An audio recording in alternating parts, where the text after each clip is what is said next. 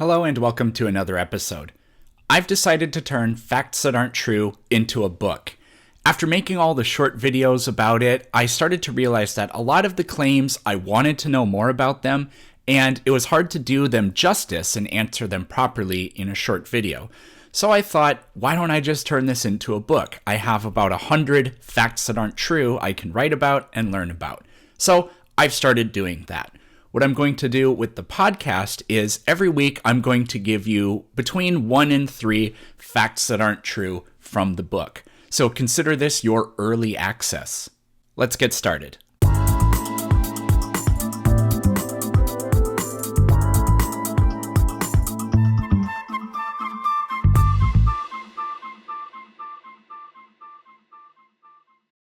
Preface. How can a fact not be true? At a fundamental level, facts are statements or assertions about the world that can be verified as true or false based on evidence or reality. Facts are objective and not influenced by emotions, interpretations, or personal feelings. They stand in contrast to opinions based on personal feelings, tastes, or interpretations. We don't invent facts, we discover them. It's no secret that things historically regarded as facts, often for logical reasons, turned out not to be true. There have also been claims that nobody ever bothered to check for their validity, but they became so widespread that they became accepted as facts. These are called factoids. These two cases are the facts I'm talking about. It's fair to argue that these never were facts to begin with, but if we admit that we could be wrong about anything, calling anything a fact begins to sound intellectually dishonest. Despite the inevitability that some of what we claim to know today will be proven wrong in the future, I'm not willing to stop calling those claims facts. I would also argue a spectrum of truth exists even within facts. This is just my personal view, but I regard factual and fact as different. For instance, the widely accepted statement, the sun orbits the Earth. While true at a glance, it's a bit more nuanced than that. Earth and the sun orbit what's called a barycenter. Picture a rigid bar with two unequal weights on either side. There is a point somewhere along that bar where those two objects balance. Likewise, two objects in space will orbit around a central point that is in a location identical to a balancing point if they were stationary objects balanced on a rigid bar. That point is the barycenter. The statement, the Earth orbits the sun, is a true declarative statement, but it invites the counter-response, well, that's not entirely true. I believe most of us accept that not entirely true is not the same thing as false. With this understanding of the nuances of factual statements in mind, what is an example of a fact on the farthest end of the truth spectrum? I regard brute facts as pure facts that cannot be further qualified. The statement, the universe exists, could be considered a brute fact. The purpose of this book is not to usher in a paradigm shift in epistemology or metaphysics. 10,000 years from now, philosophers will still be arguing about what constitutes truth and real facts. The purpose of this book is to educate you. Some of the untrue facts in this book are partially true and therefore fall in the truth spectrum. The goal is to adjust them and push them further towards truth. Other untrue facts are just flat out wrong and need to be corrected. We all know many untrue facts, from old wives' tales to urban legends. Having been a teacher for nearly a decade and a person who makes educational videos for fun, I've come across a lot of misconceptions. This book started off as an idea I had to make a series of short educational videos on social media. The more of these videos I created, the more I realized the solutions to facts that aren't true are too complex for short videos. It also became apparent that many are relevant and have implications for things outside of the claims themselves. I became dissatisfied that my videos didn't do the answers justice. To give each untrue fact and the explanation to it the level of detail they deserve, I wrote this book. I tried to pick untrue facts that are, at least in my estimation, not rejected by the vast majority of people. For example, the Loch Ness Monster does not appear anywhere in this book because I don't think it's worth mentioning. Enjoy! Part 1. The Human Body. We only use 10% of our brain. Sometimes a claim has a convoluted history. Perhaps a book that references a quote that itself references a study that is from a different book that was written in a different language and then mistranslated leads us to the original claim that, like in a game of telephone, becomes distorted or changes completely. But the myth about using only 10% of the brain doesn't appear to have a singular origin. No book or paper made the claim until it had already become a viral factoid. So why did people start saying it to begin with? There seems to be a loose association with William James, an American psychologist who wrote, "We are making use of only a small part of our possible mental physical resources." It's common for people to hear something vague and spread their version of what it means. This is no different than how a high school rumor begins. Arguably, those who perpetuate the myth that we only use 10% of our brain the most are psychic gurus and charlatans trying to make money. Many of them pitch their sale by telling you we only consciously use 10% of our brain, but they know how to unlock the rest of that untapped potential. Therein lies one of the major problems with this claim. Its vagueness. Does it mean 90% of our brain is useless? Does it mean you can only access 10% of the brain at a time? Does it mean only 10% of the brain is active at any time? Despite the lack of clarity, these more specific claims are also disprovable. Do we literally only use 10% of the tissue in our brain? Obviously not. Using fMRI techniques, scientists have seen that no part of the brain is ever inactive.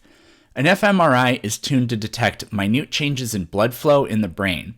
This shows that rather than a constant stream of blood, oxygen, and nutrients, different parts of the brain increase their quote-unquote consumption when regions associated with certain activities are stimulated.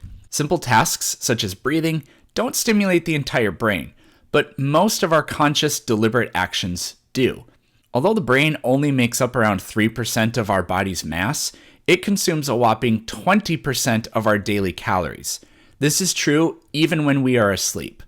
Studies on patients with brain damage reveal that damage to various parts of the brain results in wildly different effects. If we only use 10% of the brain, damage to the other 90% should have little or no effect. Remarkably, you can get by with not much of a brain. I remember reading Ripley's Believe It or Not as a child and learning about Mike, the chicken who lived without a head.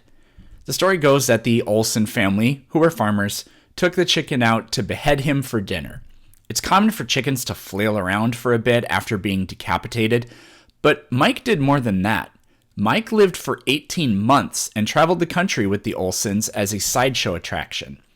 Mike survived because his brainstem was saved from being detached from the rest of his body. The brainstem contains our life support network and regulates breathing, digestion, heart rate, and more. Because Mike had no head, he had to be manually fed, hydrated, and maintained. Mike could breathe but not swallow. Mike died due to mucus buildup in his airway that could not be removed. There have been human cases that almost defy explanation. A woman in China had her head scanned only to reveal that she did not have a cerebellum. The cerebellum's primary role is in motor control. You would think a person without a cerebellum would have no motor control, but this woman displayed no symptoms. In 2007, a Frenchman appeared to be missing 90% of his brain. Scans revealed a skull filled almost entirely with fluid and a minuscule shell of a brain around the edges. The man did have a below-average IQ, but was a high-functioning adult and father. More recent studies suggest that what really happened is as fluid in his skull slowly accumulated, it squashed his brain against the inner skull. The brain is remarkably soft, with a consistency like Jell-O after you've swished it between your teeth. Admit it, you've done it, we've all done it. This man probably has the same number of neurons as a typical adult, so he's not really missing anything. In some extreme cases of epilepsy, an entire hemisphere of the brain is purposely removed. Despite having half a brain, people who have undergone a hemispherectomy also live normal lives. This is due to what people who study the brain refer to as its plasticity, the ability to change and adapt. Different brain regions can compensate for damaged or missing regions. While this may seem to support the idea that we only use 10% of our brain, I think it shows a high degree of interconnectedness in the brain. If some functions in the brain were entirely localized to certain regions, you could never regain their function if those regions were lost or damaged. The most famous brain-damaged person who ever lived is probably Phineas Gage. Despite how well known his story is, so much of what you hear about him is false. Gage was a construction foreman working for a railroad. While trying to stuff a hole in the ground with gunpowder using a metal rod, Gage inadvertently created a spark that ignited the gunpowder. This launched the 3.5-foot rod through his skull. The story goes that, having much of his frontal lobe destroyed, Gage permanently lost all inhibitions and acted more animal than man. While there are some documented cases of Gage's behavior changing following his accident, none of the more damning claims have ever been corroborated. They almost all appear to be hearsay. Gage left his native New England and moved to Chile in 1852 following a gold rush. Someone who was as sorry as a case as Gage was reported to be could hardly have managed such a life change. Gage lived nearly 12 years after his accident, having died after several violent seizures in one night, almost certainly connected to his accident. What about the claim that we only use 10% of our brain at a time? I don't know where the 10% comes from, because I cannot fathom how anybody would quantify it. What does it even mean? Am I consciously aware of only 10% of what my brain does? Can we only retrieve 10% of our brain's stored information? Some people have a condition called hyperthymesia. They recall with extraordinary detail almost everything that's ever happened in their lives. Presumably, we all have this same information in our brains, but we cannot access it to the degree that they can. But if this is what people mean when they say we only use 10% of our brain, then it's obvious that the typical person doesn't use anywhere close to even 1% of their brain, let alone 10%. In the end, while not all of the brain may be active to the same degree at any moment, it's clear that we use the entire brain throughout the day. Activities in the brain don't solely take place in a small region, while 90% of it goes unused. Instead, neuroscience supports the idea that almost all mental tasks involve more than 10% of the brain. Cracking knuckles causes arthritis. First of all, why do knuckles crack? The leading idea is that cracking is caused from tiny air bubbles that pop. There is synovial fluid in our joints, and when you flex a joint, you stretch that fluid. This causes small bubbles of trapped gas within the fluid to burst. New bubbles take time to form, so you can't immediately crack the joint again. Some cracking sounds may be due to ligaments and tendons sliding over bones, which may be the case for joints that crack every time you move. I'm sure some of you have these. I, for example, have it in my left wrist. However, there's no connection between knuckle cracking causing arthritis. So, what does cause arthritis? Osteoarthritis, the most common variety, is caused by the wear and tear of the joint due to overuse. By joint, I mean the cartilage and bones that make up the joint. Because knuckle cracking involves air bubbles in the fluid within a joint, there's no wear and tear on the joint tissue itself. The most common cause of osteoarthritis includes repetitive motions, injury, aging, and joints that don't align properly. Rheumatoid arthritis is an autoimmune condition where the body's own immune system attacks healthy tissue. The reason this happens is unknown, but the disease's progression is well understood. The immune system attacks the inner lining of the cavity that holds the joint fluid, called the synovium. This leads to chronic inflammation and thickening of the synovium, which pushes against the joint tissue, destroying the cartilage and bone. Inflammation continues to form, leading to distorted joints symptomatic of rheumatoid arthritis. Another relatively common form of arthritis is gout. Gout is caused by a buildup of urate, a material our cells produce as a waste product of making organic molecules such as purines.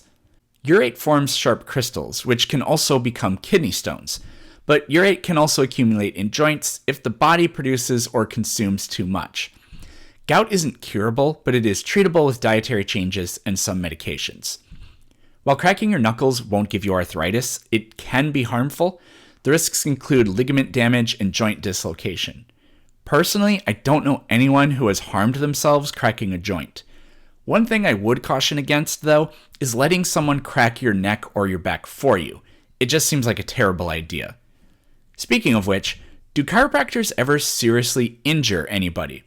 This thought began as an attempt to discover if you really can instantly kill someone with a neck twist, which I gave up on after finding little data. But chiropractors do a mild version of what you see in the movies all the time. A study I read found that among a cohort aged 66 to 99, the rate of injury from chiropractic care, specifically for spinal manipulation, was 40 out of every 100,000 patients. Considering their advanced age, and that the injury rate from primary care is actually 4 times higher, I think it's safe to say that getting your neck cracked by a trained professional carries little extreme risk. Some people are double-jointed. Double-jointed is a term frequently used to describe individuals who seem to have a greater range of flexibility in their joints than others. It evokes an image of somebody having an extra joint or twice the typical number of joints, allowing them to perform astonishing feats of flexibility. In reality, there's no such thing as a double joint. What many people label as double-jointedness is, in scientific terms, joint hypermobility. Joint hypermobility means that some of the joints in a person's body can move beyond the normal range of motion. This is often due to genetic variations that affect collagen, the protein that lends strength and elasticity to connective tissues. I have known several people with not just extreme flexibility, but joints that extend far beyond the normal range. I had a friend in college who, if she sat on the floor and flexed her quads, her knee would hyperextend to the point where her heels would be a good 6 inches off the ground. I've also had students who, when they extend their fingers all the way, look like they could grip a basketball with the back of their hand. I, meanwhile, am the least flexible person I know. I think I was born with short tendons because it's really pathetic what I cannot do. For example, it's physically impossible for me to form a right angle with my legs and my back. I don't mean I can't bend over, but if I sit on the floor, it's not possible for my lower back to touch the wall. When I wake up in the mornings, sitting on the couch and looking down makes my entire back ache as the muscles are being pulled. People always tell me you can change this, but I was a serious athlete in college for 4 years and stretched vigorously every day and nothing changed. Maybe it works for some people, but it had no effect on me. Some extreme joint flexibility is a result of congenital disorders. Ehlers-Danlos syndrome is a condition that affects the connective tissue of the body. Connective tissue is found throughout the body, not just in the joints. In fact, blood is classified as a connective tissue. Typically, we think of connective tissue as being a stretchy kind of material, such as collagen. People with Ehlers-Danlos syndrome experience symptoms in a range of areas, not just the joints. On the mild end, it can cause their skin to be extremely stretchy.